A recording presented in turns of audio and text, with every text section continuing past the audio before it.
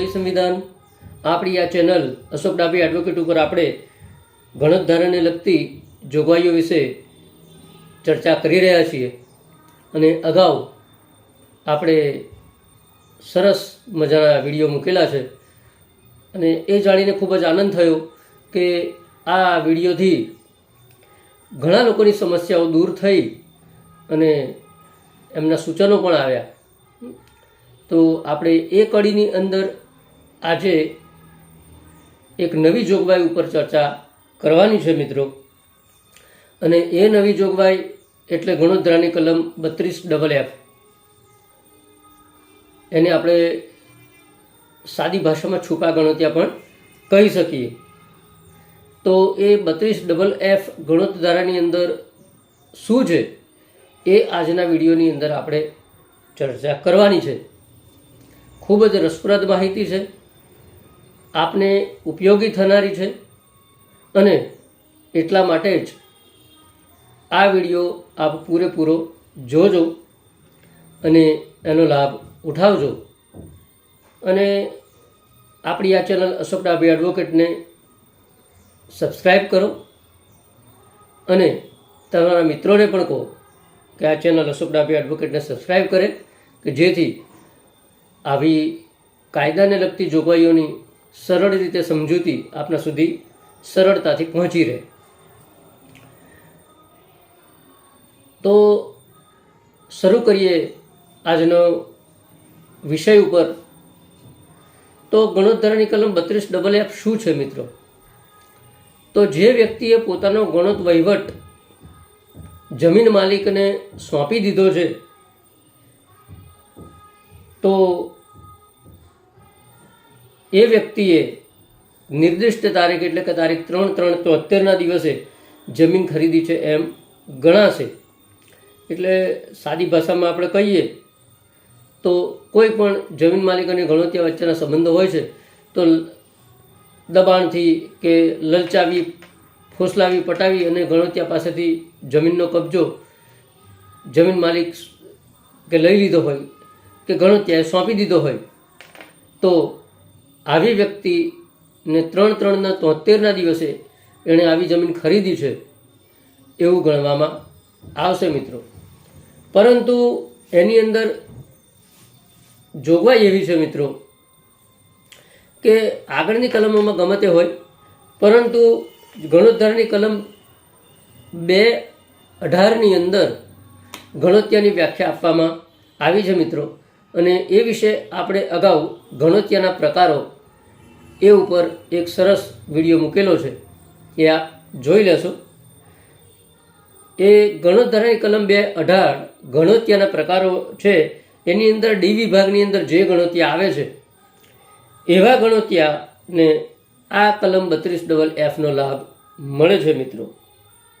ગણોતિયાના પ્રકારની અંદર તો આપણે એના વિશે ચર્ચા કરી જ છે મિત્રો, પણ જ્યારે આપણે 32FFની વાત કરીએ છીએ તો ફરીથી આપણે એ કલમ 2/18D શું છે એ જોઈએ કે એવા ગણોતિયાને આ કલમ 32Fનો લાભ મળવાનો છે।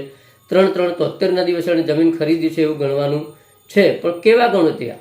તો ગણોત્તરાની કલમ 2/18Dની અંદર હોય એવા ગણોતિયા। તો મિત્રો એ 2/18Dમાં શું છે મિત્રો? તો નક્કી કરેલ દિવસ, આપણે એ જુદા જુદા વિડીયોમાં એના પોસ્ટર્સ, બેનર્સ મૂકેલા છે કે ભાઈ નક્કી કરેલ દિવસ, નિર્દિષ્ટ તારીખ, ખેડૂત દિન, એ બધું મૂકેલું છે આપણે। તો એ 2/18D મુજબ નક્કી કરેલ દિવસ એટલે તારીખ 15/6/55 પછી, શાંતિથી સાંભળજો મિત્રો, કેવા ગણોતિયાને લાગુ પડશે? તારીખ 15/6/55 પછી પણ નિર્દિષ્ટ તારીખ પહેલાં એટલે 3/3/73 પહેલાં, 15/6/55 પછી અને 3/3/73 પહેલાં જે ગણોતિયાએ પોતાનો ગણોત વહીવટ જમીન માલિકને સોંપી દીધો છે કોઈ પણ પ્રકારે, અને આવી જમીનનો કબજો 3/3/73 સુધી ચાલુ રાખેલો છે, ગણોત વહીવટ સોંપી દીધો પણ એનો કબજો છે જમીનનો પ્રત્યક્ષ કબજો, વાસ્તવિક કબજો એ ગણોતિયાએ જાળવી રાખ્યો હોય કે ગણોતિયા પાસે હોય, તો એવા વ્યક્તિનો સમાવેશ આ કલમ 218D અંદર કરવામાં આવેલો છે મિત્રો.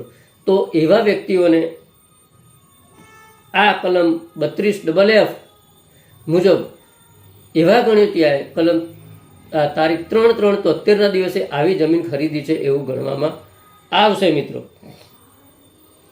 હવે આને આપણે છુપા ગણોતિયા પણ કહીએ છીએ, કારણ કે એણે ગણોત વહીવટ સોંપી દીધો છે, પણ 3/3/73 સુધી જમીનનો કબજો જાળવી રાખ્યો છે, સાચવી રાખ્યો છે, એમની પાસે છે. તો આને આપણે છુપા ગણોતિયા પણ કહીએ છીએ મિત્રો. તો એની કાર્યવાહી એ ગણોત ધારાની અંદર કલમ 84CC અંદર આપવામાં આવેલી છે. અગાઉ એક વિડીયો આપણે 84C મૂકેલો છે, પણ આ 84CC છે. તો આ જે 32FF અંદર જે ગણોતિયા છે કે જેમણે 3/3/73ના દિવસે જમીન ખરીદી છે એવું ગણાશે, તો એવા ગણોતિયાને આવી જમીન ફાળવવાની કાર્યવાહી કલમ 84CC અંદર આપવામાં આવેલી છે મિત્રો. આ કાર્યવાહી મુજબ કલેક્ટરને, મામલતદાર કૃષિપંચને પોતાને એવું લાગે, પોતાની જાતે અથવા તો હિત ધરાવતી આ જમીનમાં કોઈ હિત ધરાવતી વ્યક્તિ હોય એમની અરજી ઉપરથી એ કાર્યવાહી કરી શકશે. અને કેસ સાબિત થાય, આજે આપણે ક્રાઇટેરિયા ઉપર મૂક્યો કે 1555 પછી અને 3/73 પહેલાં ગણોત્યાનો ગણોત વહીવટ સમાપ્ત થયો હોય, પણ એનો કબજો 3/3/73 સુધી સાચવી રાખ્યો હોય ગણોત્યાએ, આ હકીકત જો સાબિત થાય આ કાર્યવાહીની અંદર, તો આવી જમીનનો ગણોત વહીવટ એ ગણોત્યાને પરત આપવામાં આવશે અને એ જમીન એને ગણોત્યા તરીકે પાછી મળશે.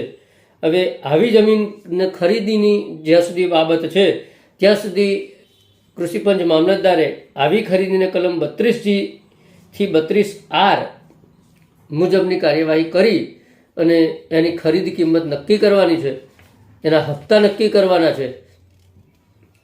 અને 1 હપ્તામાં, 2 હપ્તામાં, 3 હપ્તામાં કલમ 32M મુજબ, અને એ પ્રમાણે ગણોતિયા પાસેથી એ જમીનની ખરીદી કિંમત વસૂલ લઈ અને એ જમીન એને નવી શરત તરીકે કલમ 43ના સત્તા પ્રકારના નિયંત્રણોને આધીન નવી શરત તરીકે આવી જમીન ગણોત્યાને આપવાની છે. એને કલમ નમૂના નંબર 9નું પ્રમાણપત્ર પણ આપવાનું છે. આ બધી જોગવાઈ કલમ 32G થી 32R અંદર મિત્રો આવે છે, ખરીદી કિંમત નક્કી કરવાથી તે જમીન ફાળવણી કરવા સુધીની. એટલે આ કલમ એને લાગુ પડશે. તો આ કલમ 32FF ટૂંકમાં સાર એવો છે કે 15/6/55 પછી અને 3/3/73 પહેલાં ગણોતિયાએ પોતાનો ગણોત વહીવટ સમાપ્ત કરેલો હોવો જોઈએ, અને છતાં પણ 3/3/73 સુધી આવી જમીનનો કબજો એ ગણોત્યા પાસે હોવો જોઈએ. તો આવી વ્યક્તિને છુપા ગણોત્યા કહેવાય છે. અને આવી વ્યક્તિએ ભલે એણે ગણોત વહીવટ સોંપી દીધો હોય, પણ આવી વ્યક્તિએ તારીખ 3/3/73ના દિવસે જમીન ખરીદી છે એવું ગણાશે અને એની કાર્યવાહી કલમ 84CC મુજબ થશે. મામલતદાર પોતાની જાતે અથવા તો કોઈ હિત ધરાવતી વ્યક્તિની અરજી પરથી કાર્યવાહી સ્ટાર્ટ કરશે અને ગણોત્યાને જમીન પાછી અપાવશે. અને એ ખરીદ કિંમત નક્કી કરવાથી તે માંડીને નમૂના નંબર 9નું પ્રમાણપત્ર આપવા સુધીની જે કાર્યવાહી છે કલમ 32G થી 32R અંદર આપવામાં આવી છે મિત્રો. તો એ મુજબ મામલતદારશ્રીએ કાર્યવાહી કરવાની રહેશે અને આ જમીનની અંદર આ પ્રકારે આવા કલમ 32FF હેઠળના ગણોત્યાને જમીન ફાળવવાની જોગવાઈ છે મિત્રો. તો મને આશા છે કે આજનો આ વિડીયો આપને ગમ્યો હશે, અને જો આ વિડીયો ગમ્યો હોય તો આ વિડીયોને લાઈક કરો, શેર કરો, આપના સૂચનો હોય તો કોમેન્ટ્સમાં લખો. સમયની અનુકૂળતા મુજબ આપણે એનો જવાબ આપવાનો પણ પ્રયત્ન કરીશું. અને જો હજુ સુધી મારી ચેનલ અશોક ડાભી એડવોકેટને આપણે સબસ્ક્રાઈબ ના કરી હોય તો અત્યારે જ કરો, અને આપણા મિત્રોને પણ કહો કે સબસ્ક્રાઈબ કરે, બાજુનું બેલ આઇકોનનું બટન દબાવો કે જેથી નવા વિડીયોની માહિતી તરત આપણા સુધી નોટિફિકેશન દ્વારા પહોંચી જાય અને આપણને આ કાયદાની જોગવાઈઓનો લાભ મળતો રહે. કારણ કે દરેક વ્યક્તિને આ બધું લાગુ નહીં પડે, પણ આ શેર કરો તો જેને લાગુ પડે છે એને આ જોગવાઈઓનો લાભ મળે. તો મિત્રો, આજના વિડીયોની અંદર આટલું જ. નવા વિડીયો સાથે આપણે પાછા ફરી મળવાના છીએ. ત્યાં સુધી રજા આપો. જય હિન્દ, જય સંવિધાન.